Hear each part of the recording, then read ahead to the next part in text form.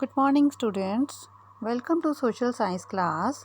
Today we will discuss chapter 2 Land and Soil Resources, and the topics will be discussed here: types of soil, soil erosion, soil conservation. Firstly, we will discuss types of soil. We all know that soils are classified on two bases. First is on the basis of texture and second is on the basis of color. These are the two classifications. First is on the basis of texture and second is on the basis of color. Now we will discuss these bases in detail. First, on the basis of colors, soil can be divided into black soil, red soil. You can see here this is black in color, that's why it is known as black soil. And red soil, it looks like red color, it is known as red soil.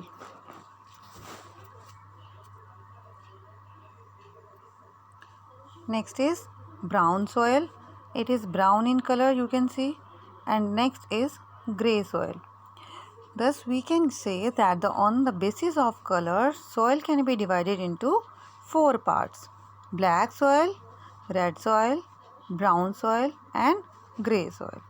Now on the basis of texture, soil can be divided into three parts. First is sandy soil, second is clay soil, third is loamy soil.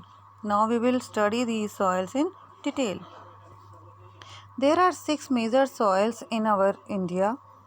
These are: first is alluvial soil, second black soil, third red and yellow soil, fourth laterite soil, fifth arid soil, and sixth and last is forest soil. We can see here the map of India. These are the different types of soil shown on this map. We can see here the green color shows in Jammu and Kashmir, it shows the forest soil. We will discuss in these soil in detail. First is alluvial soil. This soil is found maximum in our India. जो ये alluvial soil है यही हमारे India में सबसे ज़्यादा पाई जाती है. There are two parts of alluvial soil, Bhangar and Khadar. जो ये फर्स्ट पार्ट है this is old alluvial and second khaddar is new alluvial. देखिए जो ये फर्स्ट पार्ट है भंगर, इसमें क्या है, जो ये इसमें जो पार्टिकल्स हैं वो बहुत ही खुले खुले होते हैं. तो जो इसके अंदर पानी होता है वो इजीली एब्जॉर्ब नहीं हो पाता है, वो नीचे चला जाता है और फिर ड्राई हो जाता है. तो ये कैसी जो सॉइल होती है वो कैसी होती है, लेस फर्टाइल. ये क्रॉप प्रोडक्शन के लिए, एग्रीकल्चर के लिए अच्छी नहीं होती है. और जो न्यू एलुवियल है खदर, इसमें जो कंकर होते हैं इसमें गैप ज़्यादा होता है, तो ये जो पानी को अच्छी तरह एब्जॉर्ब कर लेती है.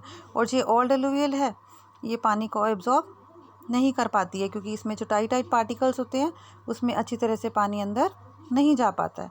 तो ये जो सॉइल है new alluvial, this is more fertile comparatively old alluvial soil and it is more fertile for crop production or agriculture purpose.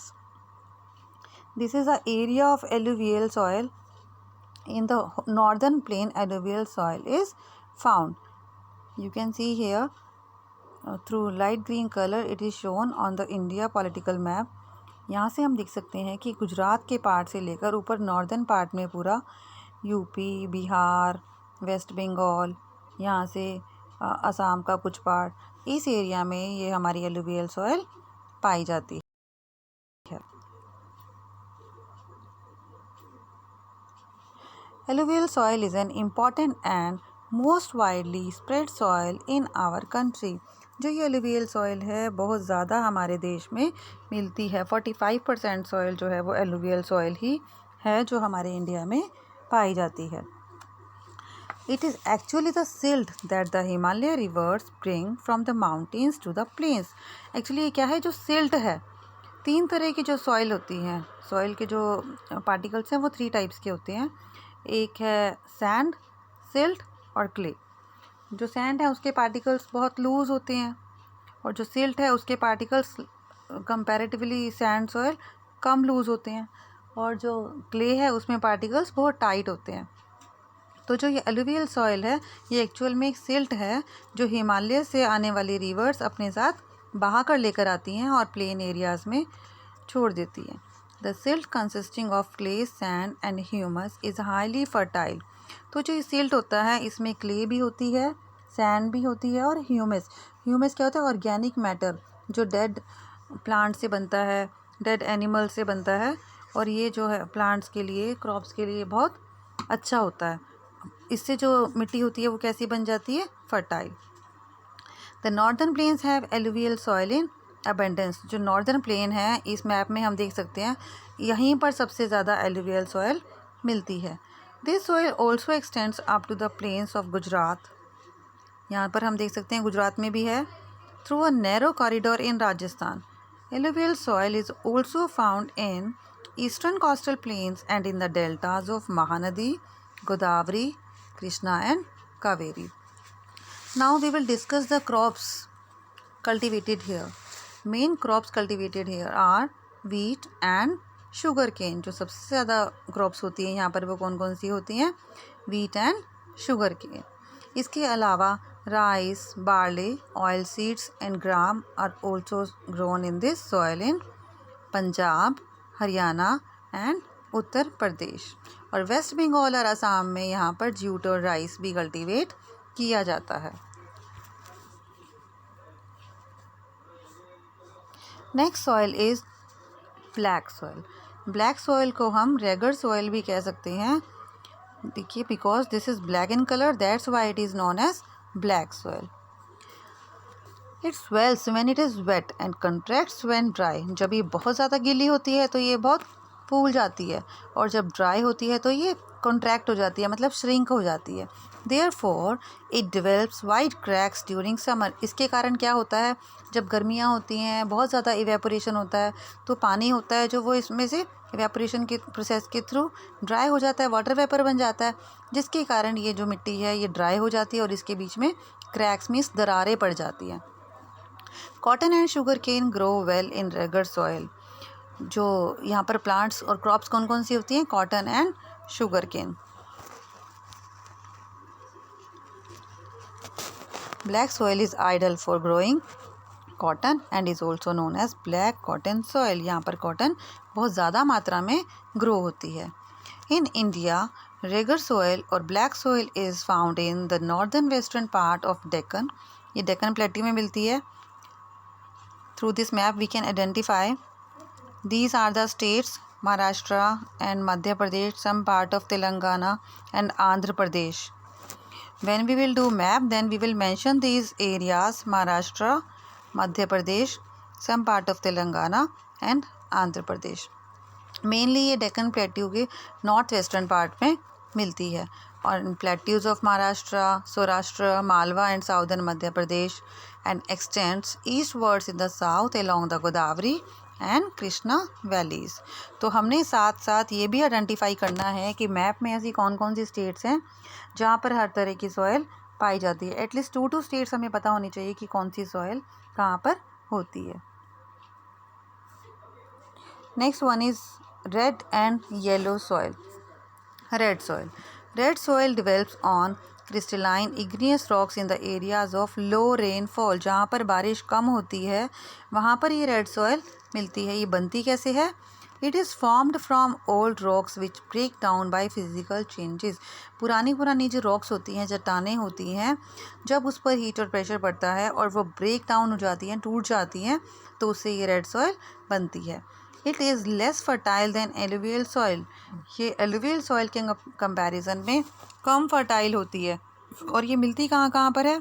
These areas are shown on the map. Southern part of India, these states we can say Tamil Nadu, Kerala, Karnataka, and from here Odisha, Jharkhand, and among 7 sisters Mizoram, Nagaland, and some part of Arunachal Pradesh. These are completely filled by the black soil, red soil. Red soil is less fertile than alluvial soil. It is red in color due to the presence of iron oxides.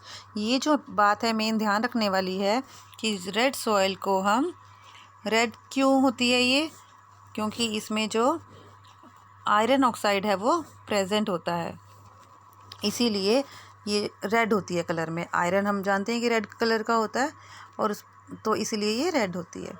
Farmers use fertilizers to grow crops in this soil. इस soil में crops grow करने के लिए farmers जो हैं fertiliser use करते हैं। Groundnut, tobacco and millets are grown in red soil. यहाँ पर कौन कौन सी क्रॉप्स होती हैं?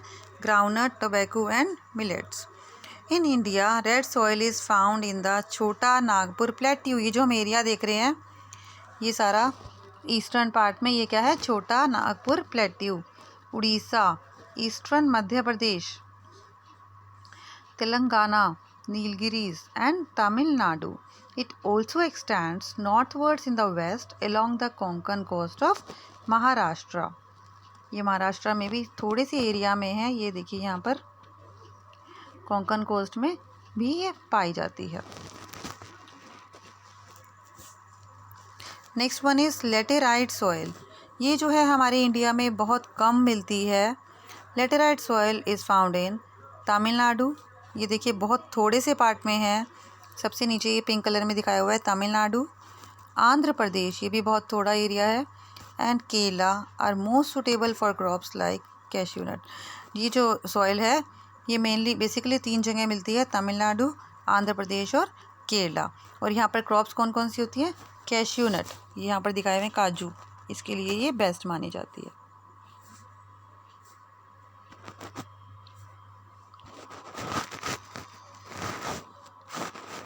Next one is arid soil. Arid soil is also known as desert soil. It ranges from red to brown in color. ये red color से लेकर brown color तक की हो सकती है। red भी हो सकती है, brown भी हो सकती है। They are generally sandy in texture and saline in nature. ये कैसी होती है? सैंड की तरह, जैसे रेतीली जो होती है वैसी दिखती है। The arid soil lakhs humus and moisture. ये जो सॉइल होती है इसमें ह्यूमस भी नहीं होता है क्योंकि यहाँ पर डेड प्लांट्स के ऑर्गेनिक मैटर नहीं होते हैं। मॉइस्चर भी नहीं होता। मॉइस्चर क्यों नहीं होता? क्योंकि ये ऐसे एरियाज़ में होती हैं जहाँ पर बारिश बहुत कम होती है, और बारिश नहीं होगा तो मॉइस्चर भी नहीं होगा, नमी भी नहीं होगी। और वहाँ पर बेसिकली वो प्लांट्स होते हैं जिनको पानी की ज़रूरत कम पड़ती है और वो अपने अंदर ही पानी को कई कई दिनों तक स्टोर कर सकते हैं, लाइक कैक्टस। डेजर्ट एरिया में कौन से प्लांट्स होते हैं? Cactus. This is the only area of arid soil और desert soil. This is the western part of Rajasthan. यहाँ पर मिलती है डेजर्ट सॉइल और arid soil. Arid soils are found in places with dry climate, high temperature, where evaporation is faster. देखिए जो मिट्टी है ये ऐसी होती है, बिल्कुल ड्राई दिख रही है हमें। ये कहाँ पर मिलती है? जहाँ पर ड्राई क्लाइमेट होता है, बारिश बहुत कम होती है। हाई टेम्परेचर, डेजर्ट में टेम्परेचर कैसा होता है? बहुत गर्मी होती है दिन के टाइम। और जहाँ पर इवेपोरेशन प्रोसेस ज़्यादा होता है। ऑब्वियस है जहाँ पर बारिश कम होगी, टेम्परेचर ज़्यादा होगा, तो वहाँ पर इवेपोरेशन प्रोसेस भी बहुत तेज़ होगी, तो वहाँ पर ये सॉइल मिलती है। After proper irrigation these soils become cultivable. अगर यहाँ पर प्रॉपर इरीगेशन की जाए, प्रॉपर सिंचाई की जाए, तो ये सॉइल जो है वो कल्टीवेशन के लायक बन जाती है, तो कुछ क्रॉप्स यहाँ पर ग्रो की जा सकती हैं। Next one is forest soil. It is also known as mountain soil. Forest soil. In the snow-covered areas of Himalayas, these soils experience denudation and are acidic with low humus content. जो जहाँ पर पहाड़ ज़्यादा होते हैं, जहाँ पर बारिश ज़्यादा होती है, वहाँ पर ये सॉइल मिलती है। जो ये फॉरेस्ट सॉइल है ये कहाँ पर मिलती है? जो एरियाज़ हमेशा स्नो से कवर रहते हैं, पहाड़ी इलाकों में ये सॉइल पाई जाती है। और इसका एरिया क्या है? जम्मू कश्मीर, लद्दाख, हिमाचल, उत्तराखंड, यहाँ पर बेसिकली ये मिलती है। हमें ये स्टेट्स याद रखनी है। Next, now we have discussed all type of soils mention in our 10th chapter. Now we will discuss soil erosion. What do you mean by soil erosion? Soil erosion refers to the removal of topsoil by running water and wind. Soil erosion मतलब मिट्टी का अपनी जगह से हटकर दूसरी जगह पर चले जाना। अब वो कैसे हो सकता है? मतलब टॉप सॉइल का जो ऊपर वाली लेयर है मिट्टी की, वो या तो पानी के थ्रू जा सकती है, बहुत तेज़ पानी बह रहा है, बारिश हो रही है, नदी के साथ बहकर जा सकती है, या बहुत तेज़ हवा चल रही है, आंधी तूफान आ रहा है, तो भी सॉइल की ऊपर जो वाली लेयर है जो वो उड़कर दूसरी जगह पर चली जाती है। इसे हम बोलते हैं soil erosion. It causes the maximum loss to soil fertility. अब जब टॉप सॉइल हट जाती है सॉइल के ऊपर से, तो इसके कारण क्या होता है? सॉइल की फर्टिलाइजेशन पावर कम हो जाती है। Soil erosion is caused by both physical and human factors. Soil erosion 2 factors से हो सकता है, physical factors और human factors. Physical factors. The physical factors include slope of the land, intensity of rainfall and velocity of the wind. Physical factors हमने पहले पढ़े थे, कौन कौन से होते हैं? Non living things like land, water, air. तो ये तीनों के कारण ही सॉइल इरोजन हो सकता है। लैंड, स्लोप ऑफ लैंड, अगर लैंड स्लोप है या गिर जाती है, लैंडस्लाइड हो जाती है, तो भी सॉइल इरोजन हो सकता है। रेनफॉल, बहुत ज़्यादा बारिश हो रही है, उसके कारण भी पानी के तेज़ बहाव के कारण जो मिट्टी है वो अपनी जगह से उठकर दूसरी जगह चली जाती है बहकर पानी के साथ, तो भी सॉइल इरोजन हो सकता है। वेलोसिटी ऑफ विंड, अगर हवा की जो स्पीड है वो बहुत तेज़ है, तब भी जो सॉइल इरोजन हो सकता है।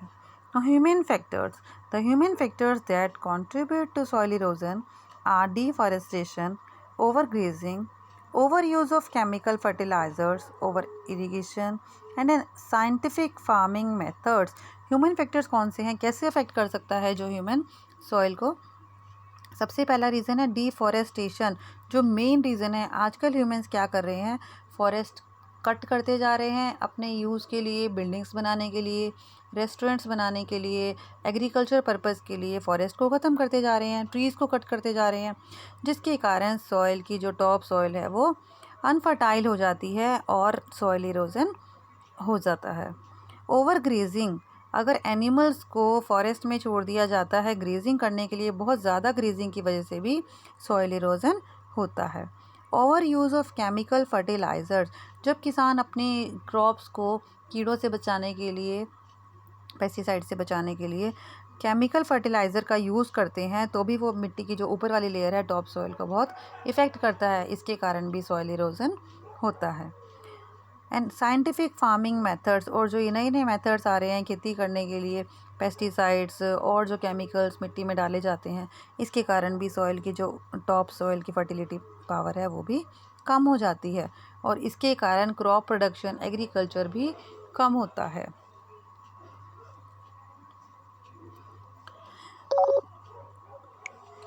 Two most common ways of soil erosion. Soil erosion के जो 2 मेन रीज़न हैं वो कौन से हो सकते हैं?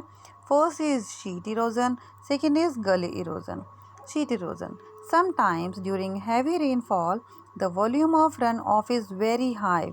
कई बार बहुत ज़्यादा तेज़ बारिश होने की वजह से जो उसके ऊपर वाली लेयर है, जो पानी का बहाव है, वो बहुत तेज़ होता है। If the top soil is not protected by sufficient plant cover, अगर मिट्टी में प्रॉपर प्लांट नहीं लगे होंगे तो वो सॉइल की ऊपर वाली लेयर को कवर नहीं कर पाएंगे, स्ट्रॉन्ग नहीं हो पाएगी, होल्ड नहीं कर पाएंगे, प्लांट ही नहीं होंगे तो वो होल्ड कैसे करेंगे मिट्टी को? It is washed away by the force of surface run of. तो जब बहुत तेज़ी से पानी का बहाव आएगा, बहुत तेज़ प्रेशर के कारण ये जो टॉप सॉइल है वो वॉश अवे हो जाएगी, वहाँ से हटकर दूसरी जगह पर चली जाएगी। This is known as sheet erosion, मतलब ऊपर की शीट का पूरी तरह से इरोज हो जाना through running of water through heavy rainfall. Second is gully erosion, when rain falls heavily over an uneven terrain. जब बारिश उबड़ खाबड़ एरिया में होती है, बहुत तेज़ बारिश, the run of scoops out narrow, तो जो ये बारिश का बहाव है वो बहुत एंड डीप ग्रूव्स, गड्ढे बना देता है जगह जगह। बहुत तेज़ बारिश हो रही है, तेज़ प्रेशर ज़मीन पे पड़ रहा है, उसके कारण जगह जगह ग्रूव्स बन जाते हैं। विथ टाइम दीज ग्रूव्स और गलीज ग्रो इन साइज, टाइम बीतने के साथ साथ ये बहुत बड़े हो जाते हैं। And spread over a large area, और बहुत बड़े एरिया में फैल जाते हैं. This is known as gully erosion leading to the formation of ravines और बैड लैंड्स. और इसके कारण जो मिट्टी है वो बहुत ख़राब हो जाती है. ये आपकी बुक में 145 पेज पर भी दिखाया हुआ है कि कैसे जो है वहाँ पर गलीज बन जाती है. The Chambal valley in Madhya Pradesh is a good example of गली इरोजन.